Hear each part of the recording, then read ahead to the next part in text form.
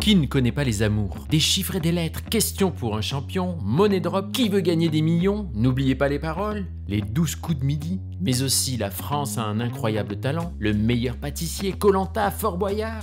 De 7 à 77 ans, voire plus, les jeux télévisés sont des rendez-vous incontournables du petit écran pour toute la famille. Divertissants, instructifs, captivants, ils s'invitent dans nos foyers aux heures de grandes écoutes et font la joie des aficionados du buzzer, des intellos, des warriors, des stratèges. En un mot, ils ne laissent personne indifférent.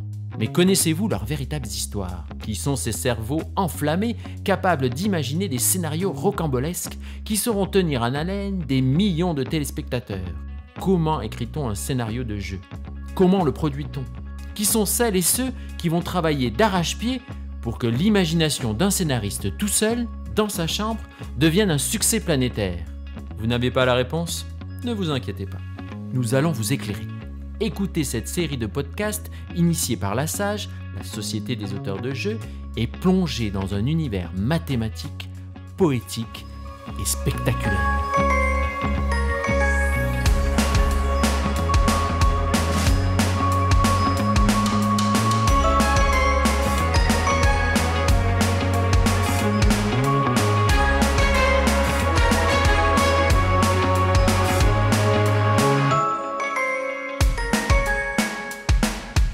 Le jeu est en termes de production de télé est le programme le plus complet, le plus enrichissant et qui demande le plus de compétences en fait. Voilà. Moi je pense que pour écrire un jeu, il faut avoir un coup d'avance.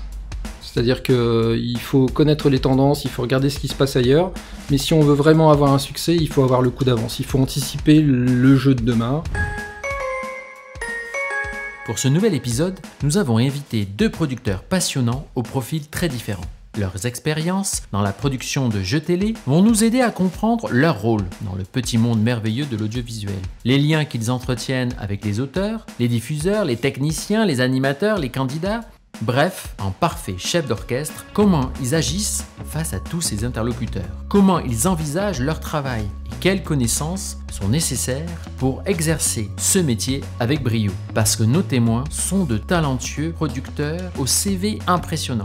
Donc, on y va, on se dépêche, parce qu'ils ont beaucoup de choses à vous raconter et on n'a vraiment pas beaucoup de temps.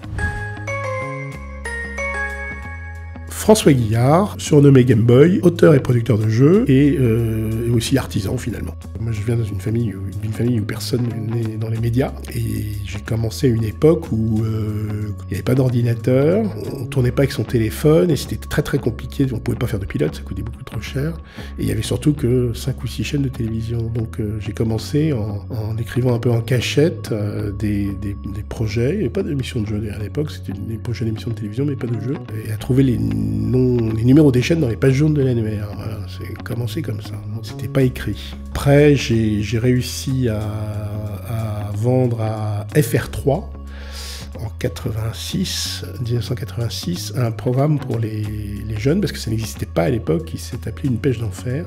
Et à l'époque, en 1986, c'est fou à dire, mais il n'y avait pas de programme pour les jeunes, il y avait rien, ça n'existait pas. Donc c'était le programme pour les 15-25 ans. Alors je n'y connaissais rien, je connaissais personne, et on m'a donné ma chance et c'est parti comme ça. Et ce programme a duré 9 ans.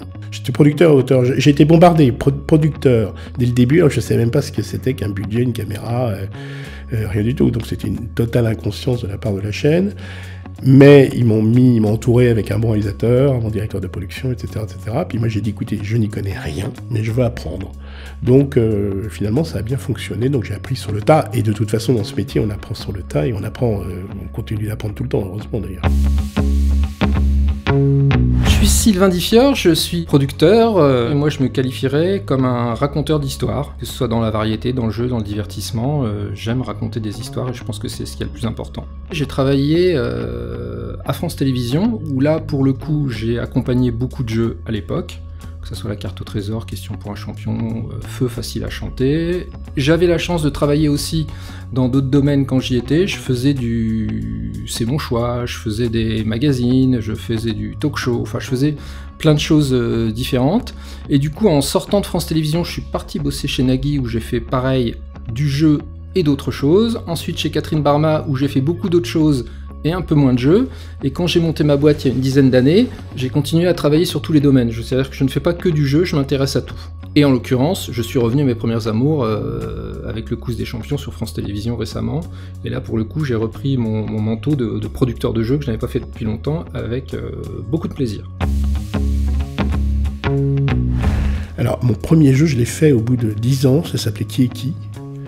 Alors, je ne l'ai pas créé au sens écrit la première ligne, mais c'était un pilote de 52 minutes anglais qui n'avait pas été vendu, qui a été acheté par Ellipse, Philippe Gildas, et il a fallu repartir de zéro, ce que j'ai fait. On m'a fait confiance. Alors, je n'avais jamais fait de jeu télé, j'avais fait donc d'autres programmes du magazine et du divertissement avant.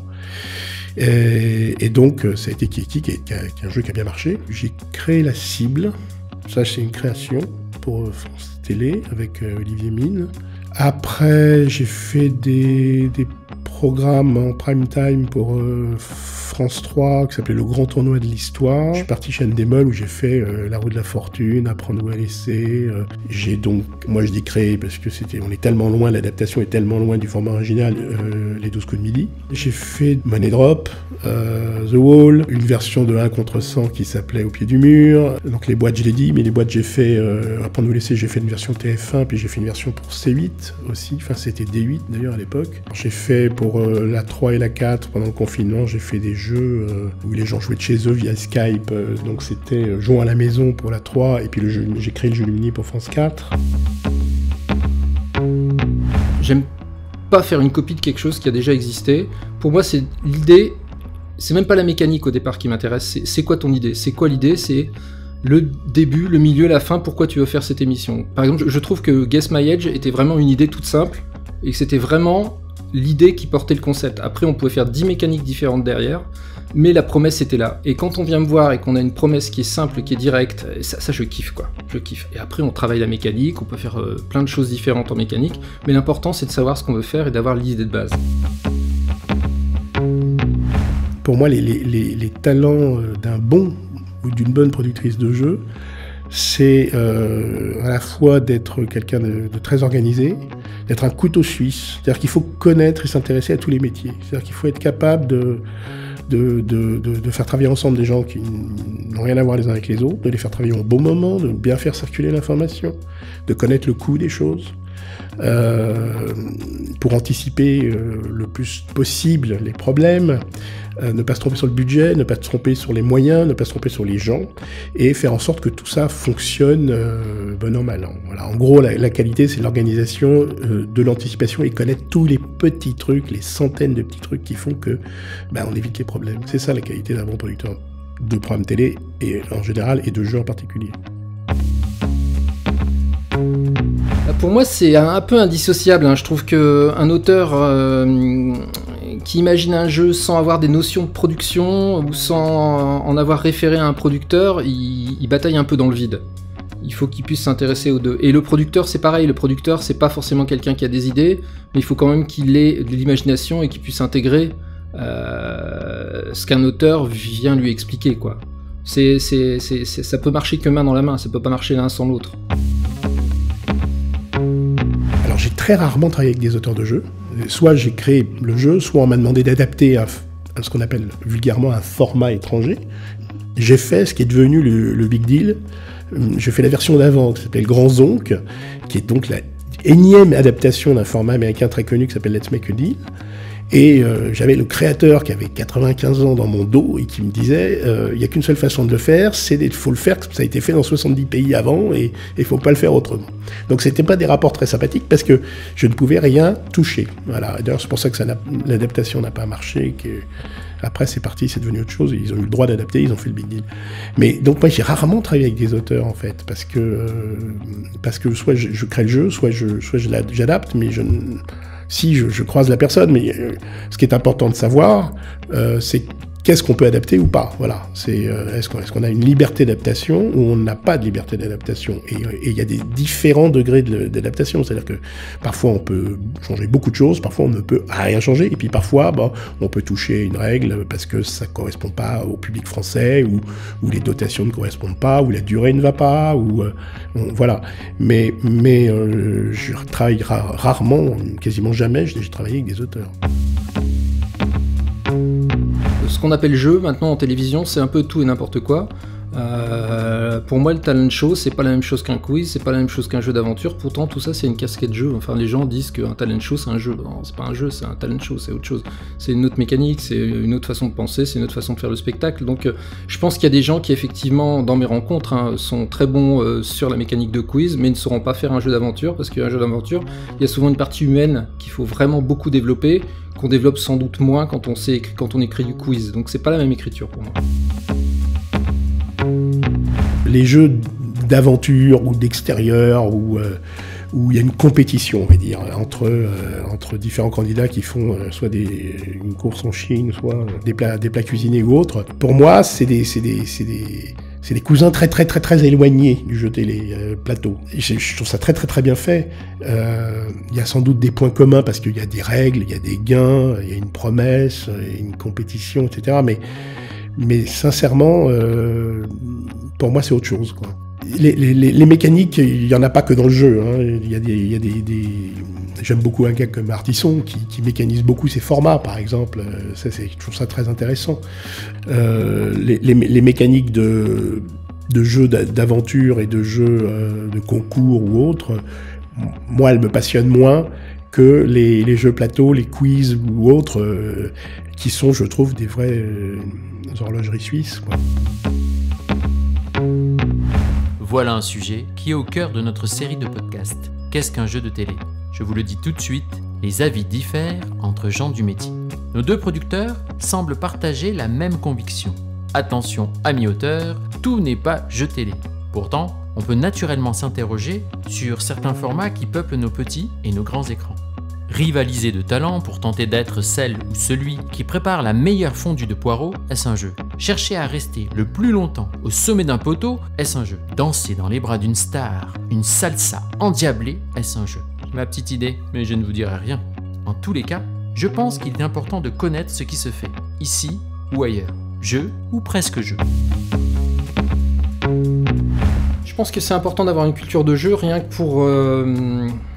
connaître ce qui a marché et ce qui n'a pas marché, parce que c'est quand même important. Comme on dit en télé, enfin moi c'est ma philosophie, c'est que on ne sait pas forcément ce qui va marcher, mais on connaît souvent ce qui ne va pas marcher. Ça, voilà.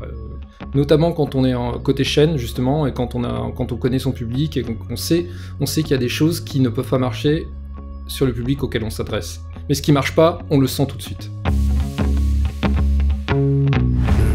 J'ai jamais fait de la veille, c'est-à-dire qu'on m'a toujours appelé en me disant voilà, on a ça, on a trouvé ça, la chaîne a acheté ou la chaîne est intéressée, est-ce que tu peux nous l'adapter et éventuellement le produire si ça part? Mais j'ai jamais fait de travail de veille, moi. J'ai suffisamment de boulot pour... je n'ai pas le temps d'aller regarder ce qui se passe. Voilà, c'est peut-être pas bien, mais c'est comme ça. Donc voilà, après, le travail d'adaptation, encore une fois, il est varié, parce que tout dépend de ce qu'on doit changer. Alors parfois, on ne change absolument rien. Je crois que ça m'est jamais arrivé. Dans The Wall, j'ai changé les dotations parce que c'était injouable de faire gagner 3 millions de dollars, l'équivalent en euros. C'était pas envisageable économiquement parlant, mais sinon on a dû garder les musiques, on a dû garder tout, quoi. Dans Money Drop, j'ai pu faire quelques adaptations.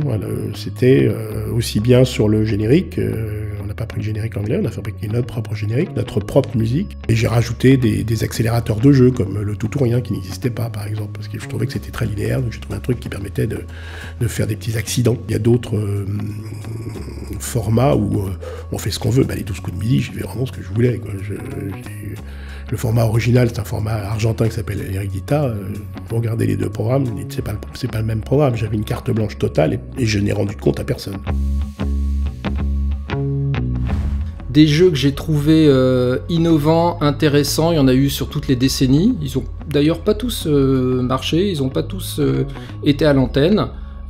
J'avais été fasciné par le maillon faible à l'époque, parce que c'était une nouvelle façon de raconter les jeux, qui n'avait jamais existé avant. Hein. C'était trash, pas trash, enfin peu importe les valeurs, mais en tout cas c'était nouveau. Ça c'est quelque chose qui m'avait beaucoup marqué, parce que je m'étais dit à l'époque, on peut enfin faire du quiz sans que ça soit plan-plan, quoi. En y mettant de l'humain, en y mettant de l'aspérité. C'était important d'avoir de l'aspérité, et je trouve que le maillon faible à l'époque avait apporté de l'aspérité au jeu qui n'existait pas avant. Après, j'en ai déjà parlé, mais j'aimais beaucoup l'idée de Guess My Age, parce que je voyais tout de suite le ressort, quoi, le ressort de... T'as quel âge 40 ans, non, j'en ai 35, voilà, on comprend tout de suite que les gens sont pas contents ou sont contents, ou... Voilà, il y a un vrai ressort derrière d'humanité, que j'aime beaucoup. Donc c'est ça que j'aime bien dans les jeux, c'est à la fois la mécanique et le ressort humain qui va avec. Les datings... Le dating. Sylvain fait référence à une catégorie d'émissions que l'on nomme les dating shows. Pour ceux qui ne connaissent pas, ce sont des jeux TV qui vont permettre aux candidats célibataires de trouver le grand amour parmi plusieurs prétendants. On l'oublie trop souvent, mais la télévision réalise parfois de vrais miracles. Quand c'est un dating qui est bien foutu, ça marche là-dessus aussi. C'est les rapports humains en premier et c'est mécanisé derrière, mais c'est le rapport humain qui compte dans un dating show.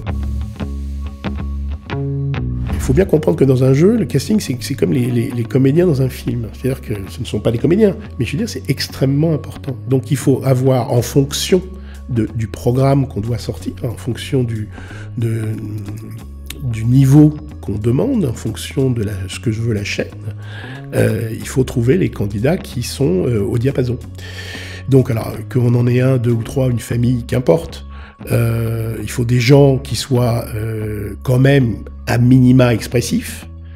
Voilà, même s'il y a des jeux où on s'en fiche complètement parce qu'on leur demande de faire du jus de cerveau et qui doivent être super sérieux comme les chiffres et lettres ou autres, hein, je ne leur demande pas de monter sur la table. Mais après, il faut trouver le juste équilibre, selon encore une fois la production, entre le savoir, la connaissance et le comportement. Voilà.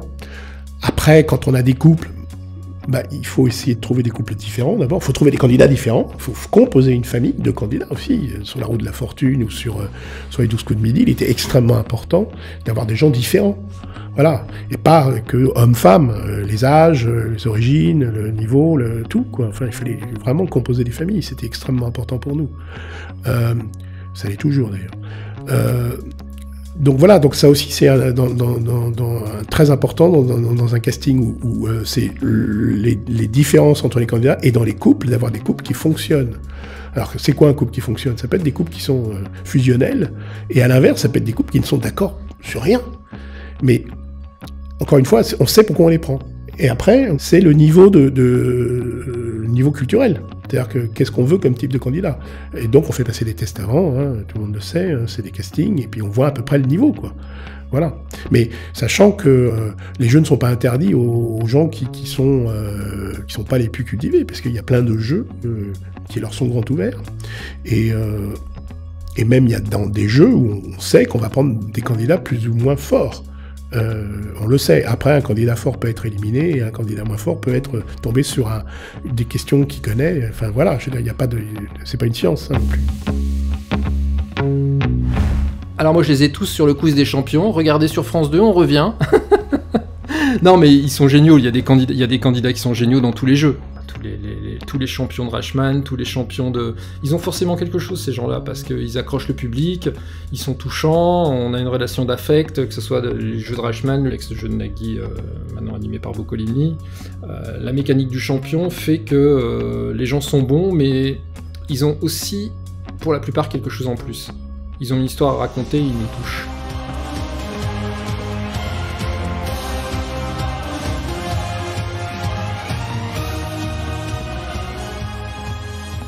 Nous, on a eu la chance de faire un jeu dont l'histoire de base, c'est le quiz des champions, donc c'est des champions. Et l'écosystème autour du jeu en France est tel qu'il y a des clubs de questions pour un champion, il y a des réseaux sociaux, il y a des sites internet, il y a des choses comme ça. Et donc, utilisant les champions de tous ces jeux pour fabriquer notre émission, on a eu une caisse de résonance exceptionnelle sur les réseaux sociaux qui ont sans doute, je pense, participé à la réussite de l'audience, parce que les grands champions des jeux passés par les autres jeux télé ont tous leur Twitter, ils ont leur Facebook, ils ont leur Instagram, ils sont suivis par des dizaines, des centaines de milliers de personnes en France, si on les regroupe tous. Et donc le fait de les faire venir dans une émission de télévision, ça a activé tous les réseaux sociaux qui étaient autour d'eux, donc ça a participé du succès de l'émission. Donc ça c'est vraiment l'exemple type d'une émission qui a été poussée, je pense, par les réseaux sociaux, mais réellement, de la part de la qualité de ses participants, quoi. À cause de la qualité de ses participants, pour le coup. Apprendre à lycée, c'est une drôle en termes de mécanique. Donc le travail du producteur, c'est pas tant de savoir comment il va l'améliorer. Alors s'il y a des petites astuces à la fin, je dirais après, mais ce que j'ai fait pour D8 d'ailleurs. Mais non, là en l'occurrence, c'est les candidats. C'est-à-dire que c'est d'avoir des candidats qui vont rester tous pendant une demi-heure, 6, 7, 8 fois par jour derrière leur boîte et qui ne vont parler que 30 secondes et de faire en sorte qu'il se passe quelque chose avec l'animateur. C'est la gestion de l'animateur aussi, parce que c'est une animation qui est pas simple. En règle générale, le jeu, c'est pas simple pour les animateurs, mais celui-là est compliqué. Alors j'ai fait avec Arthur. Il l'avait fait des centaines de fois avant et il le faisait merveilleusement bien. Et je l'ai fait avec Courbet et ça s'est très très bien passé. 22 boîtes. 22 gains. De 1 centime d'euro à 500 000 euros. 22 candidats représentant les 22 régions françaises. C'est à prendre ou à laisser, présenté par Arthur. Pour revenir à prendre ou à laisser, je fais une petite parenthèse. Le problème de ce jeu, la faiblesse de ce jeu, c'est quand un candidat prend une offre très tôt. Et qu'est-ce qu'on fait ? Donc c'est ça le truc, c'est qu'il reste encore 20 minutes à faire ou un quart d'heure, il a pris une offre parce qu'il a besoin d'argent et que voilà, et il prend l'offre. Et donc là, eh bien l'idée c'est de lui faire regretter son offre. Donc on continue à jouer et j'avais fait sur D8 le comeback, c'est-à-dire que j'ai créé l'idée qui n'était pas du tout dans le format original, c'est de lui dire hey, regardez, vous avez continué à ouvrir des boîtes et finalement les grosses sommes sont encore là. Je vous propose de reprendre votre argent et de retourner dans le jeu. Voilà. Là, une petite adaptation qui a permis d'améliorer, je pense, le programme. Mais sinon, dans ce genre de production, apprendre ou à laisser, ce qui compte, c'est les candidats et l'animateur. Messieurs, rentrons dans le vif du sujet. Comment faites-vous pour produire un bon jeu télé? Avez-vous une recette infaillible? Quels sont vos petits secrets? Promis, nous n'en parlerons à personne. Je pense pas que dans un jeu il y ait des moments incontournables, mais en tout cas tu as forcément des codes de mécanique qui sont incontournables, comme l'élimination. Voilà, je connais pas de jeu qui fonctionne sans qu'il y ait d'élimination et à la fin il ne reste que des candidats, et la finale. C'est-à-dire qu'il faut forcément à un moment une mécanique d'entonnoir, d'élimination, et il faut forcément un climax à la fin, comme dans toutes les histoires, comme dans les fictions, il faut un climax qui est une finale. Donc pour moi c'est les deux trucs qui sont incontournables, c'est l'élimination et la finale. Les étapes clés, alors une fois qu'on l'a fabriqué, qu'on a pensé au format et qu'on est arrivé à peu près à un produit fini, c'est quand même le montage de l'équipe. Moi, c'est une bonne équipe, hein, c'est une bonne équipe de casting, une bonne équipe de rédacteurs, c'est un bon réalisateur, c'est l'équipe qui compte. Quand on est producteur, c'est avoir son équipe et avoir l'équipe qui fonctionne bien. Mais la bonne équipe n'est pas la même en fonction de l'univers du jeu dans lequel on travaille. Si on fait un jeu d'aventure, on peut pas prendre la même équipe qu'un jeu de plateau, qu'un jeu de quiz, qu'un jeu de... Voilà. Donc le secret d'un bon producteur, c'est de savoir s'entourer des bonnes personnes dans l'univers dans lequel il va évoluer. Ça commence par Eureka. C'est Eureka, j'ai trouvé une idée bête, simplissime. Ça, quand on en tient une, c'est rare, c'est très rare, vraiment. Donc, si on a cette chance de se dire qu'on tient un principe ludique qui n'a pas été trop fait, c'est-à-dire que tout a été fait en fait, mais une façon de faire les choses qui n'a pas été faite, et bien là, à partir de là, il faut trouver la mécanique, c'est-à-dire faire un développement qui raconte une histoire avec un début et une fin. Alors après, il y a plein de possibilités. Ça peut être le nombre des candidats, est-ce que le candidat revient, est-ce qu'il ne revient pas, est-ce que donc c'est feuilletonnant ou pas feuilletonnant, la durée, etc., etc. Une fois qu'on a pensé ça et qu'on s'est dit, voilà, je tiens quelque chose qui fonctionne parce que je vise telle ou telle chaîne, je veux du niveau, je veux moins de niveau, est-ce que le moyen financier est important ou est-ce que c'est juste une récompense à la fin? Enfin, il y a toute une palette de choix à faire en fonction de la chaîne où on veut aller et de l'essence même du jeu. Est-ce que c'est un quiz pur ou est-ce que c'est quelque chose où il y a d'autres éléments comme le hasard qui rentrent en ligne de compte? Vous verrez rarement des jeux de hasard sur France Télé, même si Nagui vient d'en faire une finale avec un système de bowling là. Mais c'est rare sur France Télévisions, c'est même exceptionnel, et ça fonctionne en plus, tant mieux. Une fois qu'on a fait ça, il faut s'entourer de talents pour envisager un univers. La forme est aussi importante que le fond, presque. Je prends l'exemple de la cible, par exemple, où la cible, c'est plusieurs réponses à une question. Ok, on le décline de plein de façons, mais le fait d'avoir ce décor circulaire avec une caméra au milieu qui va choper les gens, et ils ne savent pas s'ils vont être interrogés ou pas interrogés, etc., c'était extrêmement important. Donc la forme peut être extrêmement importante. Donc à partir de ce moment-là, il faut réfléchir à la forme. Et la forme, c'est un décor, ce sont des lumières extrêmement importantes, c'est des couleurs, c'est des sons. La musique, le sound design, comme on dit sur un jeu, c'est primordial. Les graphismes, extrêmement important. Et on ne fait pas ce qu'on veut dans les graphismes, parce qu'il faut loger des questions, et puis se dire que parfois les gens qui nous regardent sont un peu âgés, donc il faut que ce soit lisible. Donc si on fait des questions qui font 4 km de long, ça ne va pas marcher. Enfin, ça fait partie des centaines de questions qu'il faut se poser quand on monte un jeu. L'artistique, on le travaille en fonction de l'univers dans lequel on évolue, parce que c'est vrai que quand on fait Koh-Lanta, on n'est pas obligé d'utiliser les mêmes codes que quand on fait du quiz. Quand on fait du quiz, on sait que le rouge c'est la mauvaise réponse, les gens l'ont intégré, dès que quelque chose est rouge c'est qu'on a faux, quand c'est vert c'est la bonne réponse, donc on est toujours obligé un peu de passer par des codes qui sont déjà assimilés par le public. Chose qu'on a peut-être un peu moins dans les jeux d'aventure. Moi j'aime bien l'idée qu'un auteur vienne me proposer une direction artistique aussi.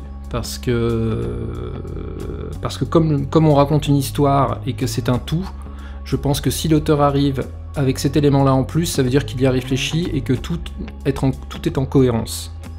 Donc effectivement, si j'ai un conseil à donner aux auteurs, c'est de penser aussi la direction artistique, penser l'univers dans lequel vous voulez inscrire votre jeu, et essayer de venir avec un package complet pour que quand on nous raconte l'histoire, on s'imagine tout de suite où on est et ce qu'on voit. Des révélations, oui, mais avec parcimonie et mesure. Je vois. Mais alors, qu'en est-il de la relation avec les diffuseurs? Comment font-ils pour les convaincre que leur jeu est le meilleur des jeux pour leur antenne? Ce soir, vous assistez à la Ligue des champions de jeux télé. Tous les meilleurs candidats français s'affrontent devant vous. Bravo! La relation avec les diffuseurs, en tout cas sur le jeu, la dernière expérience que j'ai eue, c'est le quiz des champions, et on a travaillé avec une équipe à France Télévisions qui, pour le coup, était formidable. Voilà, on faisait des allers-retours quotidiens. Ça c'est Emmanuel Garcia, qui est parti entre temps, est quelqu'un qui a une très grande valeur dans le jeu et qui a vraiment une très bonne vista vis-à-vis du jeu, qui comprenait vraiment ce qu'on lui disait, que ce soit sur les castings, sur la construction, sur la mécanique, sur les attentes. On a vraiment eu une expérience très très bonne de partenariat avec les équipes de France Télévisions, avec Delphine Courty qui nous suivait au jour le jour, avec Fred Valencac, avec toute l'équipe. Non, vraiment c'est vraiment main dans la main. Il faut que ça se fasse main dans la main, sinon ça peut pas se faire dans la douleur, ça peut pas faire l'un contre l'autre. Quand un programme de télé est bon, souvent c'est qu'il s'est fait facilement. Et moi j'observe, mais pas que dans le jeu, à chaque fois que j'ai eu à faire une émission dans laquelle elle se faisait dans la douleur, à l'arrivée, l'émission était pas bonne. Il faut qu'elle se fasse, il faut que ça soit fluide. Alors il y a 2 jeux que j'ai vraiment adoré produire, et les 2 préférés, mais c'est plus à cause de l'ambiance en fait. Quand un jeu ça se passe bien, c'est vraiment un vrai bonheur, et à l'inverse, quand ça se passe moins bien, pour plein de raisons, ça peut être une vraie plaie. Donc les 2 sont Kiki, parce qu'on s'est vraiment beaucoup amusé, vraiment beaucoup amusé, et Money Drop. Money Drop aussi, parce que il y avait une ambiance extraordinaire sur le tournage, et c'est quand même les tournages où tout le monde le matin est là, est content d'être là, et n'a pas envie de partir le soir, c'est extraordinaire. Et puis quand l'audience est au rendez-vous, et que les employeurs et la chaîne sont contents, c'est encore mieux.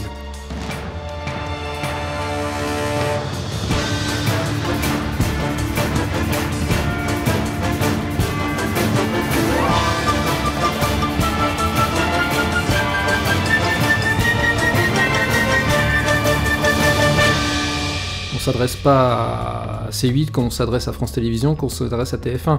Et quand on veut proposer un jeu à France Télévisions, il faut bien avoir en tête que quelque part il doit y avoir une mission de service public, un cahier des charges, qu'il faut que ce soit un jeu qui soit plutôt intelligent, il faut que ce soit un jeu dans lequel, mais d'ailleurs comme dans tous les programmes de France Télévisions, il faut qu'on apprenne quelque chose. Si on a envie d'écrire un dating game pour France Télévisions, il faut que ce soit... Alors ça c'est compliqué, d'accord, mais il faut que ce soit un dating game dans lequel on a l'impression d'être moins con après l'avoir regardé. Ce qui n'est pas forcément le cas d'un dating game. C'est peut-être pour ça d'ailleurs qu'il n'y a pas de dating game sur France Télévisions, c'est que c'est compliqué de allier la mission de service public et les attentes du public vis-à-vis du service public de j'apprends quelque chose en regardant cette émission. Cahier des charges de France Télévisions, effectivement, je l'ai pas consulté récemment, mais il faut qu'il y ait quand même un niveau culturel. Il faut que pour moi, c'est le spectacle de l'excellence.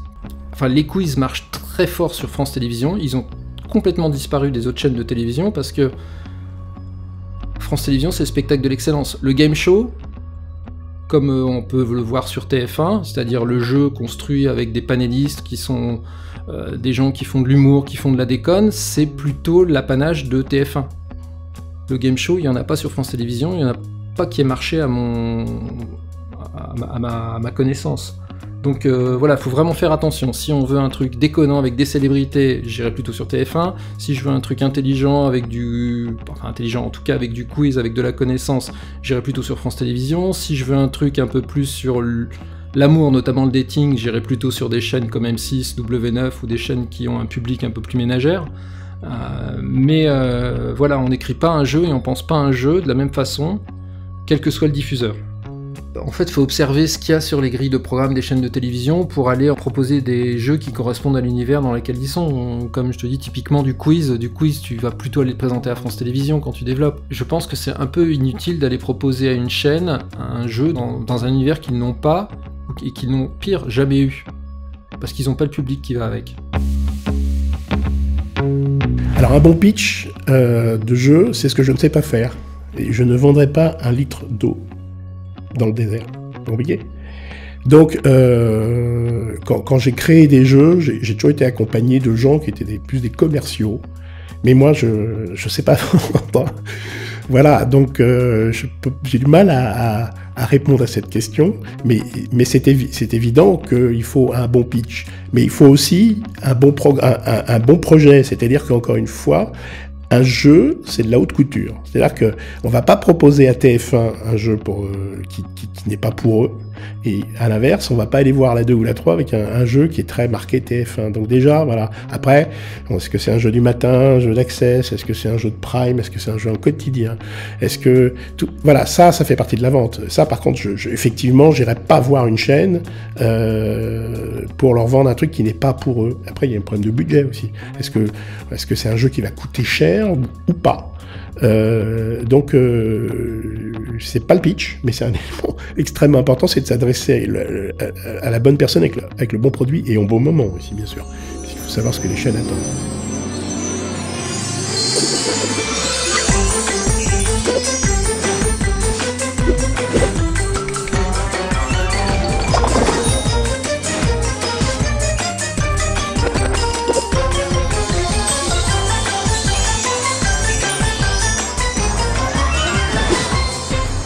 Alors, la chronologie des 12 coups de midi, c'est assez simple parce que c'est très court.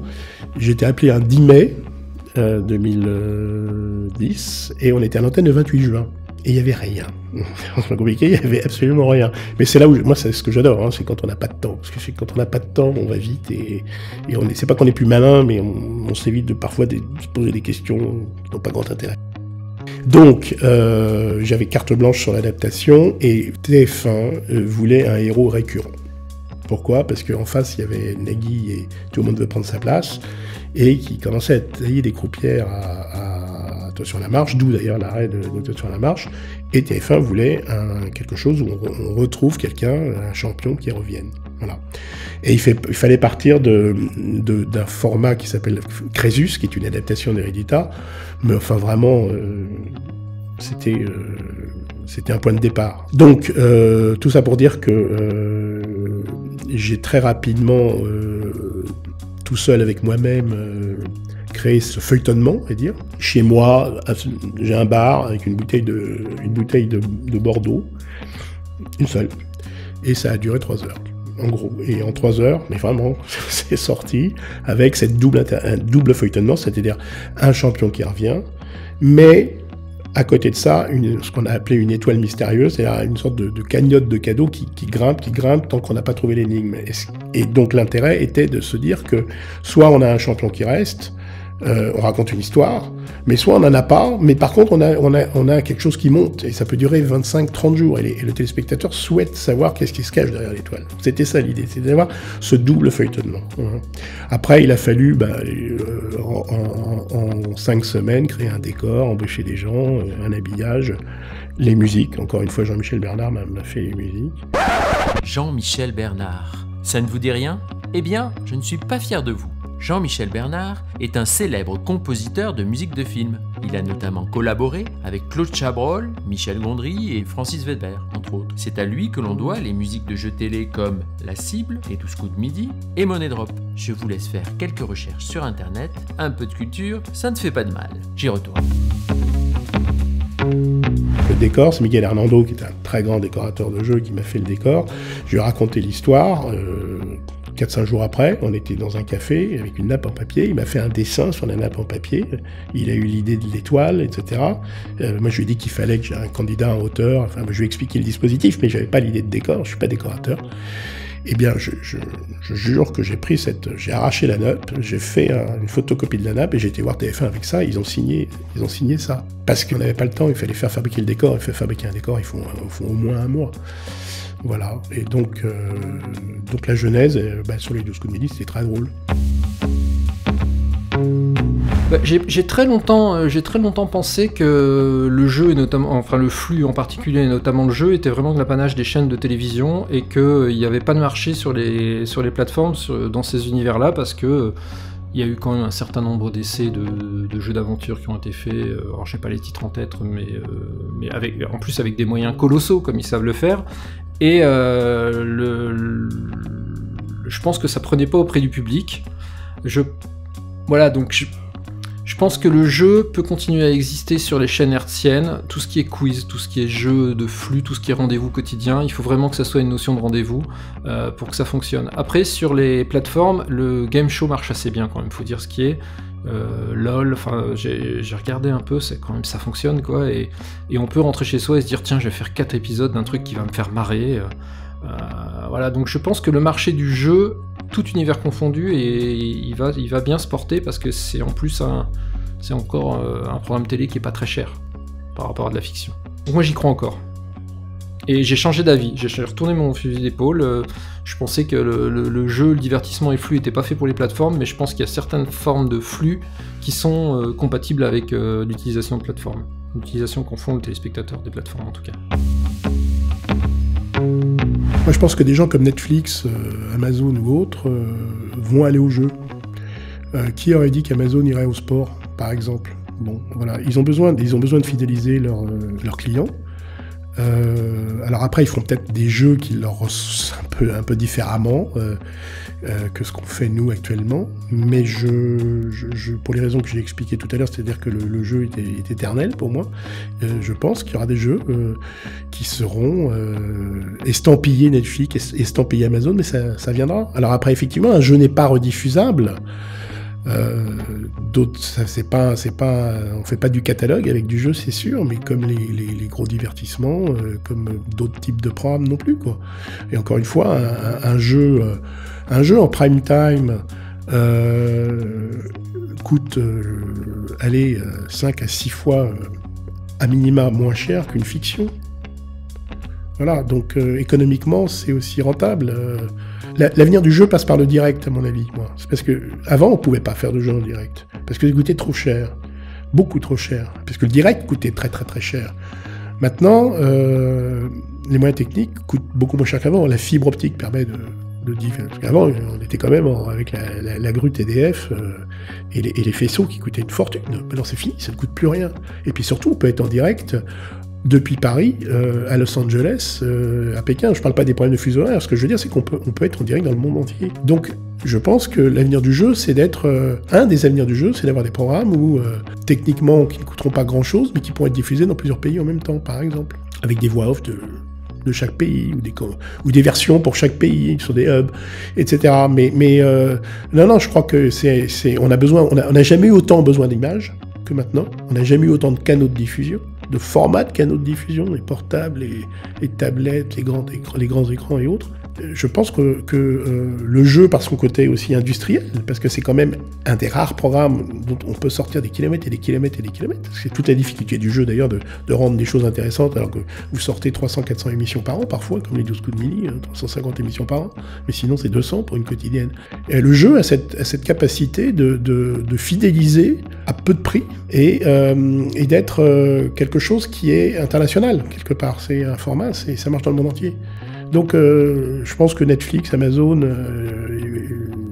ils viendront à leur manière, mais ils viendront.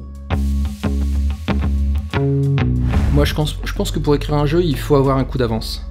C'est-à-dire qu'il faut connaître les tendances, il faut regarder ce qui se passe ailleurs, mais si on veut vraiment avoir un succès, il faut avoir le coup d'avance. Il faut anticiper le jeu de demain. Là, par exemple, je rentre du MIP.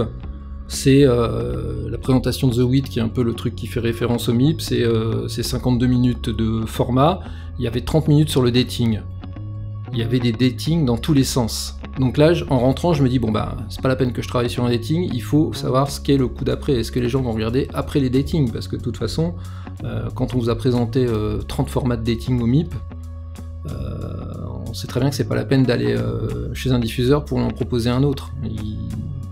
Il existera forcément déjà quelque part, donc je pense que il faut suivre ce qu'il fait, mais il faut surtout sentir le coup d'après. C'est ça le truc intelligent à faire.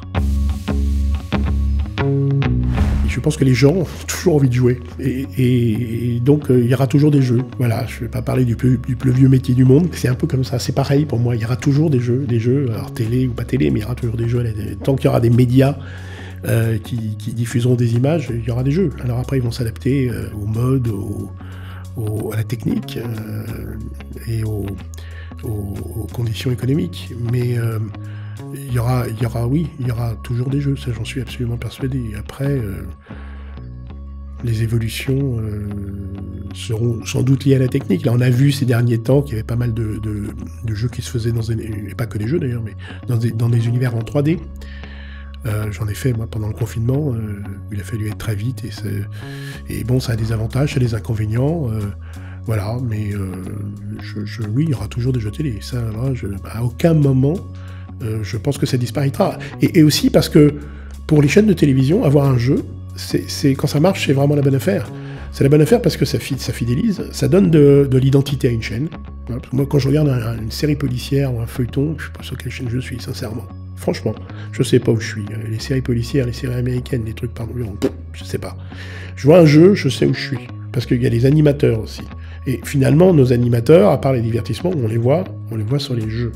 Un jeu, financièrement, c'est très rentable pour une chaîne. Je veux dire, quand ça marche, c'est un programme qui est là, qui forme une grille qui peut être 5, 6, 7 jours par semaine, qui l'identifie et qui est un bon rapport investissement-rentabilité.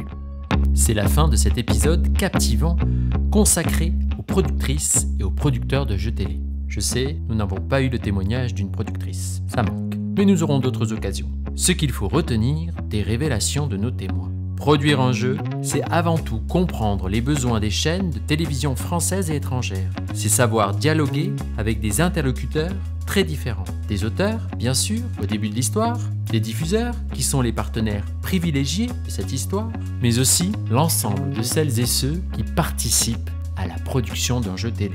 Les réalisateurs, les directeurs photos, les graphistes, les animateurs, les décorateurs, les directeurs de casting. François nous l'a dit, pour être un bon producteur, il faut être curieux des savoir-faire de toutes ces personnes et agir en véritable chef d'orchestre. Pour produire le meilleur des programmes, celui qui saura rassembler le plus grand nombre de téléspectateurs.